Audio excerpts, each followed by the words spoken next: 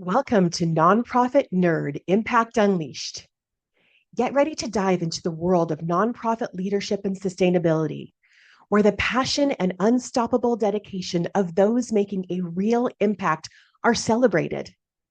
With your host, Jarrett Ransom, get ready to explore inspiring stories and game changing strategies of nonprofit leaders from across the sector.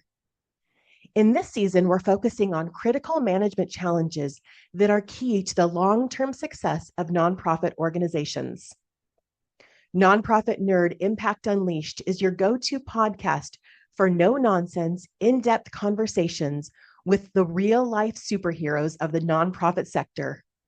Get ready to unleash your inner nerdiness and learn how to navigate and overcome the challenges that help build stronger, more sustainable organizations. Now, let's dive in and harness the collective power of our nonprofit networks to create lasting change. Welcome back, friends and fellow nonprofit nerds. I'm super excited to introduce you to Jose Dominguez. As an experienced nonprofit leader that has worn multiple hats over his 20 plus years in this industry, Jose was easy to talk to, and I think you'll find him very relatable as well. As an executive coach, he brings his professional experience in the personnel and programmatic world into this conversation, and he even gives you an invitation to stay in.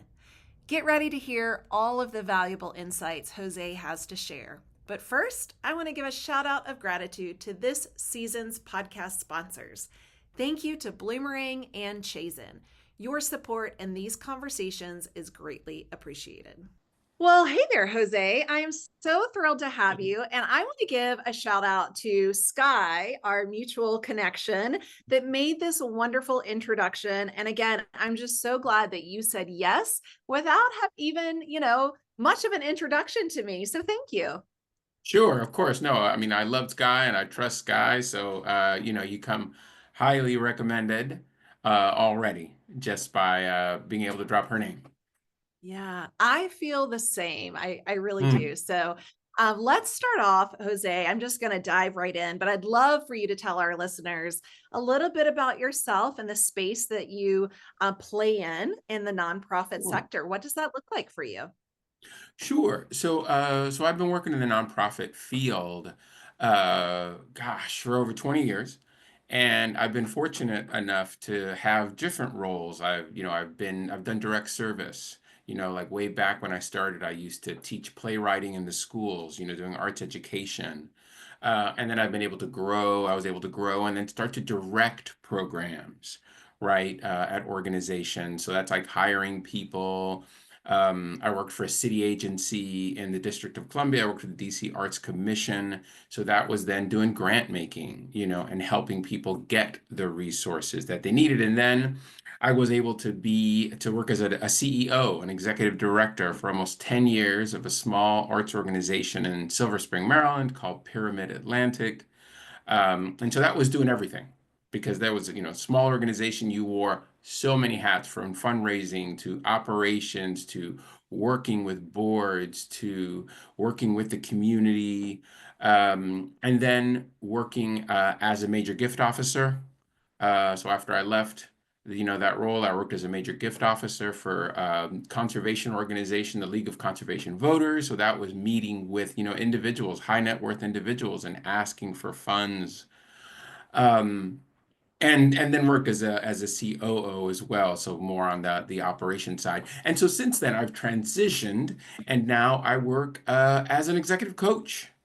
So I'm able to work with nonprofit leaders, and help them make decisions, right? Like I think that's really at the core of what I do as a coach. It's helping folks in leadership make the best decisions that they can. Thank you. And I love that. And I love all the expertise and the hats that you've had the privilege Thank you. of wearing.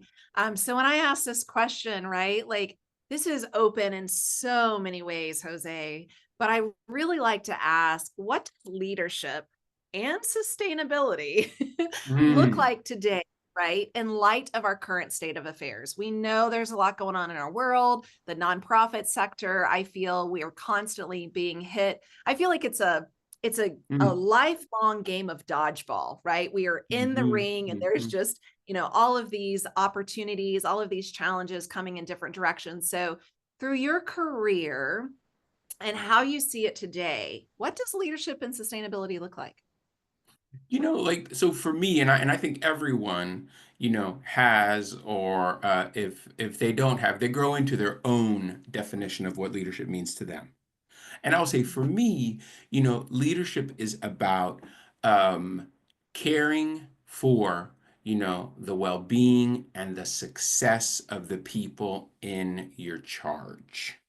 Right. Like it's I mean I'm a big podcast follower and listener, and and I love, someone like Simon Sinek, who is just amazing, and he Yeah. talks about kind of leadership is not being in charge, but it's being, responsible and caring for the people in your charge. Right. And I think that looks like a whole bunch of different ways, right? Like that can be programmatic, that can be financial, that can be operational. But at the end of the day, like I think, as a leader, you work for others, right? Like that's the constant about leadership. You're working for other people. You're not working for yourself. Leadership is hard. I think leadership is one of the hardest things. Actually, I think the two hardest things in the world, in my opinion, are being a leader and being a parent. I think those are the two hardest jobs ever, ever, ever. So I Yeah. think of leadership, like that. And so I think it takes both a lot of knowledge, right? A lot of like contextual knowledge, systems knowledge, program knowledge. And then it also takes a lot of self knowledge, right? Self knowledge, like knowing yourself, knowing how you need to show up, knowing what you need to do. And that's hard, right? And the tricky thing, right, about leadership is like the only way you learn is when you make mistakes. Like that's it. That's it. I wish there was a better way to do it, but there isn't. And so I would Yeah. say that's how I think about leadership like that. And then, and I think of sustainability. I think of that as like staying in it, and whatever that may look like, right? And because I think in times kind of like this, but I guess all times, it's the ability to pivot, right? The ability to sometimes, expand when the moment calls for it, the ability to just kind of really focus and get precise when it calls for it, which sometimes means, some contraction, but that's because what the moment is calling for. And it's about staying in it. Like that's what sustainability is about. And it's going to look different for everyone. And I think it should. I think sustainability is not a one size fits all. I think it looks different for everyone. And I think it's having the courage to let it look different, feel different, be different for you.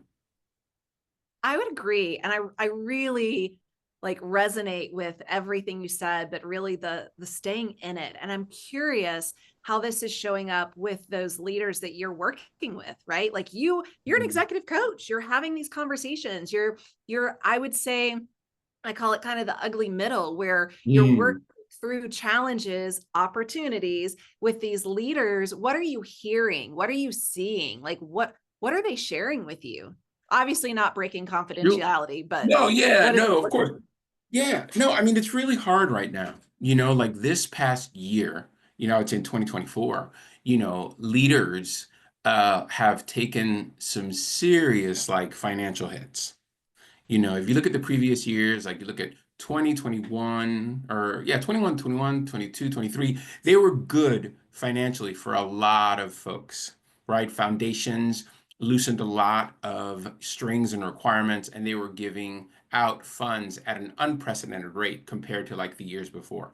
But now what you've seen this past year, right, is a retraction, right? Like a lot of foundations stepping back. And I know some leaders, some great leaders, really great leaders who have lost like $1 million, $2 million, $500,000, and have had to lay folks off and have had to like stop doing programs.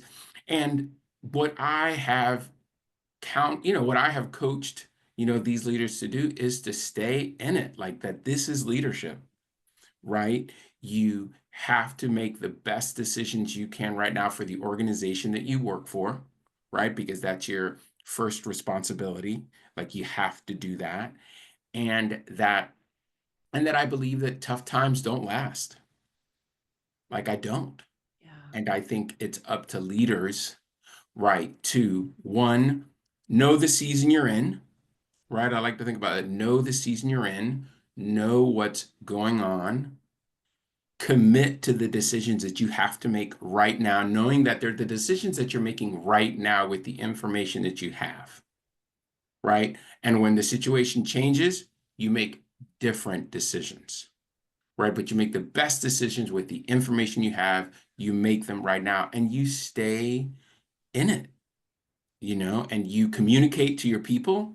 You communicate to your people, you're as transparent as you can be, you're as authentic as you can be, and you try to be as human as you can be in spite of the hard decisions that you have to make, because those are the things that people will remember, right? Like, I don't mean to get too quotey, but I do love to read and I do love quotes. And one of the things I share with a lot of the leaders I work with is there's this great quote by Maya Angelou, wonderful poet. And she said, people will forget what you say, but they will not forget the way you make them feel. And I think like when times are tough, that's what we have to remember, right? Yeah. Yeah, She also has the quote, and I'm paraphrasing, so please correct me if you know this yeah, verbatim, Jose, is you do the best you can until you know better, and then you do better, right? Which is what you had that's it. said earlier, and That's it. that That's it. resonated with me. Yeah. That is And it. That is it. anecdotally, Yeah, yeah. yeah, I would love to share that you said earlier, leadership and parenting are two of the hardest jobs. And a lot of what you just shared in leadership, and I'll be brief because this is about you. Yeah, yeah. I find that commonality, that parallel with me in parenting. I have a Yeah. teenager. I've always told him I will be as honest with you and as Hmm. transparent with you as I can that is developmentally appropriate. So how I Hmm. answer your questions at 3 will be different at 7 and different at 14, right? Wow. And Right, it'll right, right. also be different based off of timing and what's going on and just a little bit of everything. And that has been my leadership style and my parenting Hmm. style is There you go. I will be honest and direct with the information I have and with what I believe they are ready to hear. That could be Yeah. parenting developmentally wise, right? Like we're going to talk about the birds and the bees differently at 3 than we are at 14. Right. That's right. That's right. And it's interesting. I was talking to my wife about this, who she's a CEO. And so I was talking to her a little bit about leadership and talking about parenting. And one of the things that I think is fascinating is like when you're a parent and your kid is 3, right? Here's the thing. No matter what decision you make, you are sure you could have made another one. You are sure you could have made a better one. And you are sure that you are not doing enough because you're in it as a parent. You're in it. You're in it. And that's a lot like leadership, right? You're in it. And only because your kid is 14 now, you said, right? So only Yeah. after 10 years past can you look back at yourself and be like, you know what? That wasn't such a terrible decision. That was actually pretty good based on what I knew and what I had resources to. And I think like that's something for leaders to keep in mind as well, as like you're doing the best you can and you're in it and you're only going to understand it in 5 to 10 years. Yeah, that is solid. So I'm really curious, like, what is your personal leadership style? Again, like you've been in the, nonprofit space 20 plus years. I know mine has changed over time, but I'm curious, how would you define yours, Jose? And in particular Mhm. now working with these, with the like coaching other Mhm. leaders. Yeah, I mean, I think like my personal kind of leadership style that I've really evolved into and understood more is servant leadership. you know, I really, am here to help others make the best decisions they can. And so sometimes that means playing a supporting role. Sometimes that means having to kind of step forward and push things along. And the ability to pivot between both, right? Like, I really believe in contextual leadership. Like, there's times for me to lead and there's times for me to follow. And it's important to know the time it is, Yeah. and I also have learned too that, like, leadership is something that you practice, and that's the only way that you get better is just practicing cloud. Because I'm better now, at 55 than I was at 30. You know? It's a lot of practice, and I see it too as a muscle, right? We have the Yeah, ability to strengthen this leadership muscle. That could be anything: patience, vulnerability, yeah, right? Like, totally, totally. it's a muscle, and how do we practice it and build it up and know when to flex it, pun intended, right? Yeah, On that.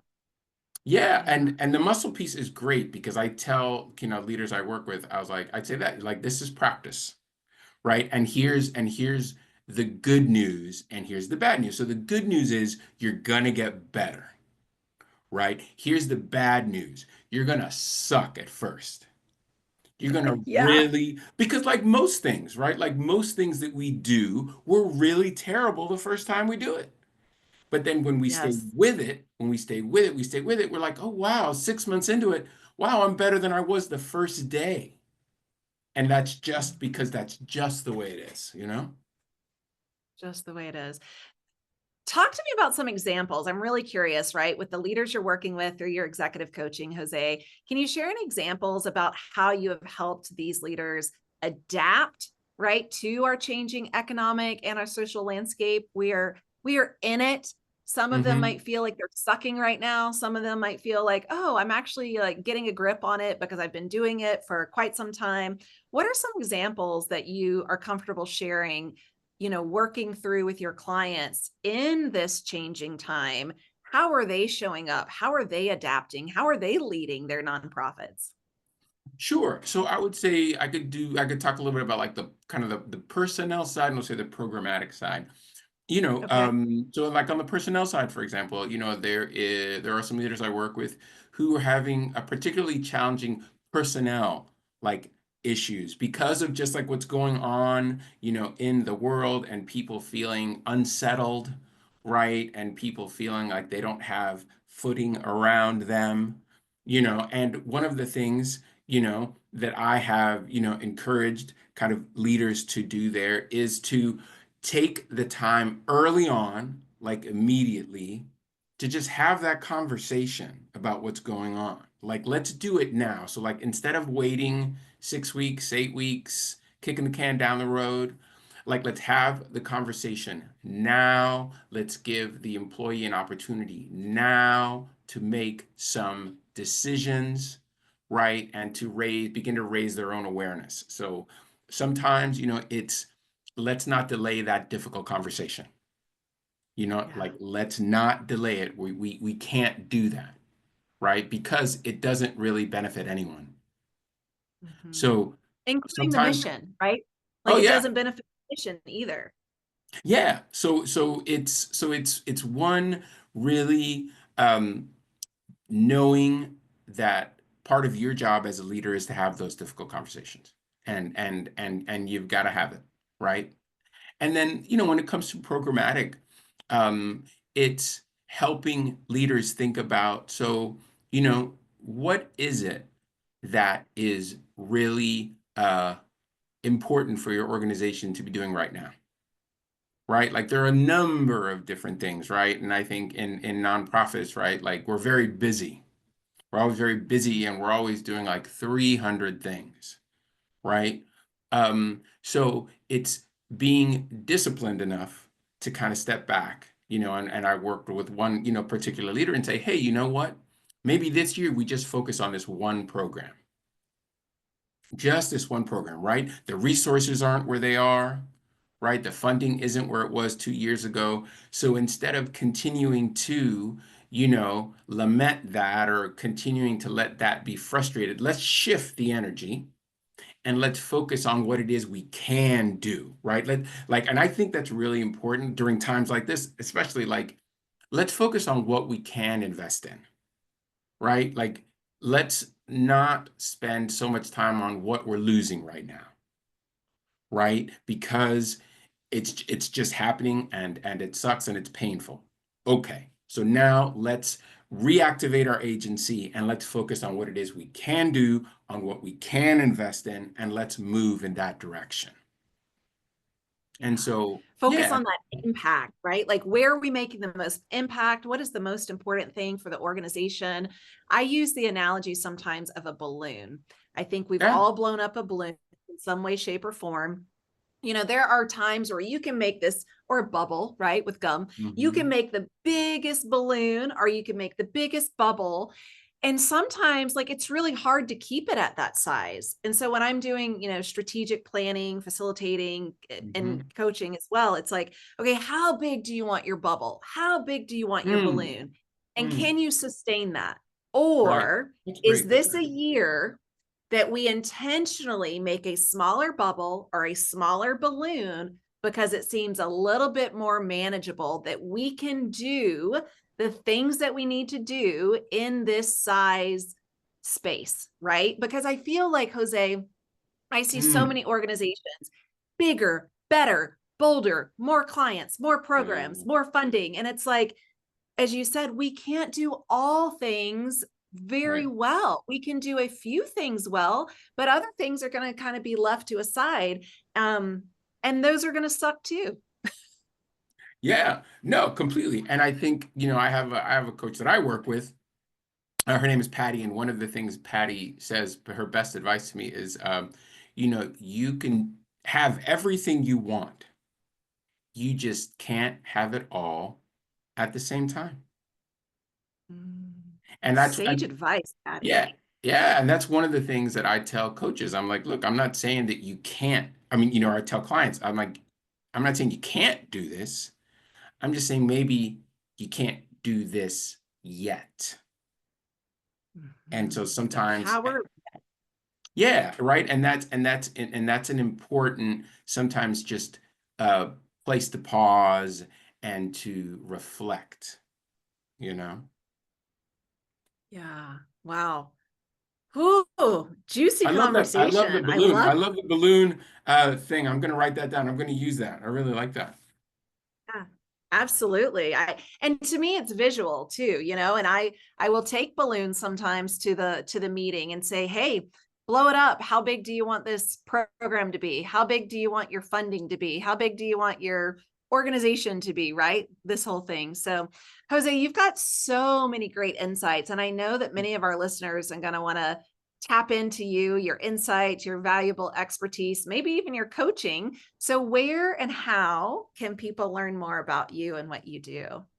Sure. So the best way to get a hold of me is you totally can find me on LinkedIn in terms of, look up Jose Dominguez, executive coach. And then you also, my website is dominguezcoachingandleadership.com. And my name is Dominguez, and that's coachingandleadership.com.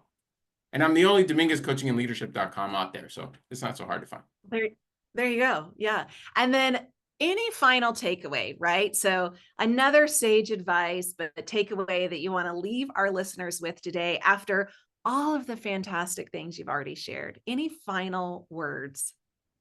Yeah,